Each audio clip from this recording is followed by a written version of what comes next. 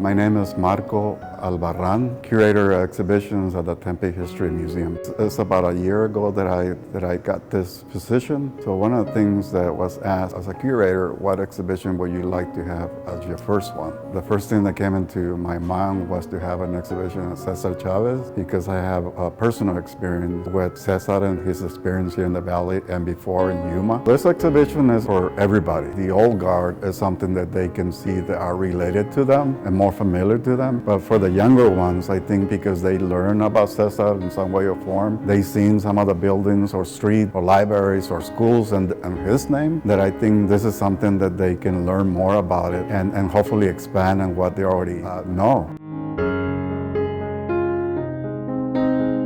It's very important for people to know that history is not just one particular dimensional story and just black and white pictures and history from the 1920s or the 30s. No, our communities tell their stories in a different way, and I think the Chicano, Mexicano, Latino-Americano community know that the stories and the history is embraced with art, with storytelling, with theater, with music. Everything is part of it. And I think for many of these communities, when they come over here, they can see that connection, embrace, and a way to tell the story and the history that way. There's snaps of history, there's snaps of stories, and I think this exhibition tells a little more than that, but it's a way for people to come in and experience and also to expand their knowledge a little bit, and hopefully they continue with their research or the interest in learning more about Cesar Chavez and the movement, but not only about Cesar, but what also Dolores Huerta has done